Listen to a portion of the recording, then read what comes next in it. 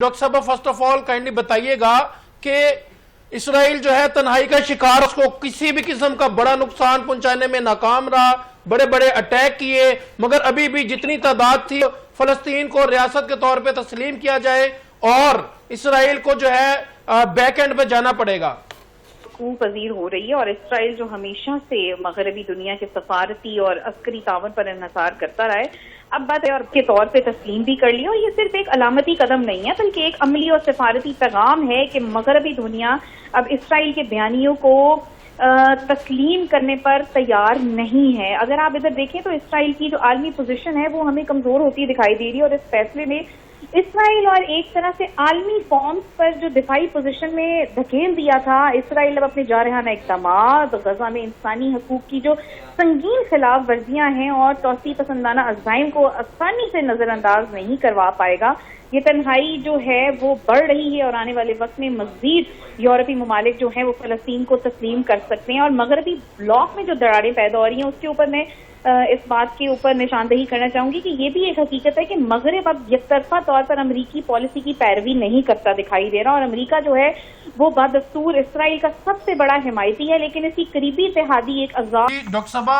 आप क्या कहना चाहेंगी? वज़ीर-ए-आज़म मोहम्मद शहबाज शरीफ अक़वाम मुत्तहिदा की असम्बली इजलास में शिरकत के लिए अमरीका पहुंच चुके हैं। शहबाज शरीफ अक़वाम मुत्तहिदा के जनरल असम्बली इजलास से खिताब भी करेंगे, मुस्लिम रहनुमाओं के हमरा अमरीकी सदर से मुलाकात भी होगी। क्या मौक़िफ़ अपनाना चाहिए, क्या डिमांड्स करनी चाहिए और क्या क्या बातें मान जो है वो एजेंडा सामने रखना? ब्रिगेडियर साहब कर रहे थे, मैं उसके ऊपर थोड़ी सी रोशनी डाल जी प्लीज, व्हाई नॉट जाऊंगी कि जो उसने फलस्तीन की बात की कि ये फलस्तीनी जो तहरीक है ना बेसिकली उसके लिए एक बहुत हौसला अफजा बात है कि जो इक़दाम फलस्तीनी अवाम के लिए किए गए हैं और फ्रांस ने उनको तस्लीम किया है। आलमी सतह पर अपने मौक़िफ़ को मजबूत करने का भी फलस्तीनियों को जो है वो मौका मिला और फलस्तीन को जो है वो रियासती हैसियत देने के फैसले बैनुल-अक़वामी कानून और इंसाफ के तकाज़ों के मुताबिक है और इससे फलस्तीन का मुकदमा मजीद मजबूत हुआ है। जो बात सर अमरीका की कर रहे हैं कि अमरीका के लिए बहुत ज्यादा चैलेंजेस बढ़ते चले जा रहे हैं। अगर आप देखें कि अमरीका पर दबाव बढ़ रहा है और वो एक तरफ तो इसराइल का सबसे बड़ा इत्तेहादी हमें नजर आता है, लेकिन दूसरी तरफ उसके अपने इत्तेहादी जो हैं वो ममालिक इसराइल से हटकर पॉलिसियां बना रहे हैं। ये सूरत हाल अमरीकी खारजा पॉलिसी के लिए भी कोई काफी बड़ा इम्तिहान नजर आ रहा है और अगर अमरीका ने अपनी पॉलिसीज में लचक ना दिखाई तो वो खुद भी बैनुल-अक़वामी तन्हाई का शिकार हो सकता है। अब जब शहबाज शरीफ वहां पे गए हैं तो सबसे पहले इन सबको कश्मीर के मसले पे, फलस्तीन के मसले के ऊपर जरूर बात करनी चाहिए। जो मुआहिदा सऊदी और पाकिस्तान के दरमियान में हुआ है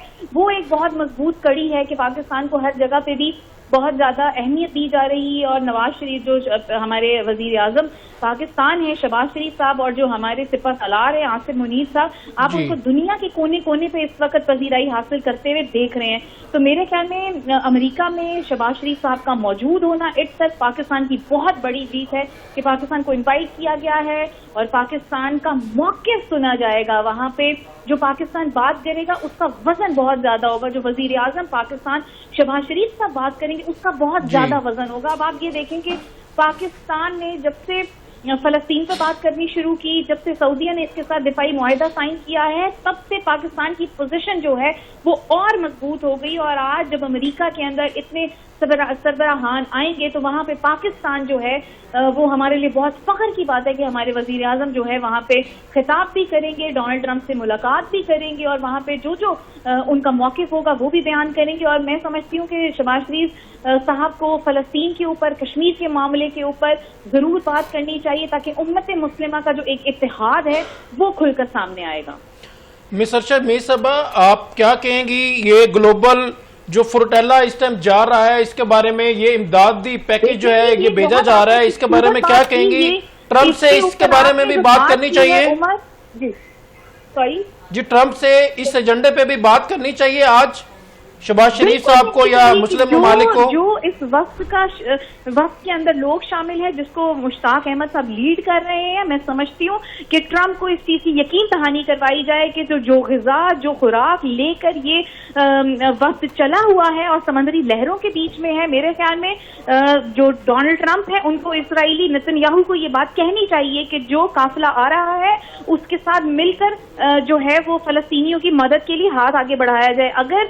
فلسطینیوں کی مدد کے لیے ہاتھ آگے نہیں بڑھائے گا، امریکہ اپنا کردار ادا نہیں کرے گا، تو میں نے پھر وہی بات کی کہ امریکہ بھی کہیں نہ کہیں تنہائی کا شکار ہوگا، اور جتنے بھی اس کے اتحادی ہیں وہ اپنی اپنی الگ پالیسیز بنا رہے ہیں، اور آگے امریکہ کے لیے بھی بہت بڑا امتحان کھڑا ہو سکتا ہے۔ تو ہم سب کی یہ دعا ہے کہ فخر پاکستان ہے مشتاق احمد صاحب، سینیٹر مشتاق احمد صاحب، اور ان کے ساتھ جتنے لوگ اس قافلے کے اندر ان کے ساتھ چل رہے ہیں، ان سب کے لیے پورے پاکستان کی دعائیں ان کے ساتھ ہیں، ہماری دعائیں ہیں کہ وہ صحیح سلامت وہ غذا، وہ خوراک جس کے لیے وہ جس مقصد کو لے کے وہ آگے بڑھے ہیں، ان کا مقصد کامیاب ہو، اور وہ خیر و عافیت سے اپنے وطن واپس لوٹیں، اور پوری دنیا کو ایک پیغام دیں کہ اگر مسلمان ڈٹ جائے تو کوئی بھی اس کا بال بیکا نہیں کر سکتا۔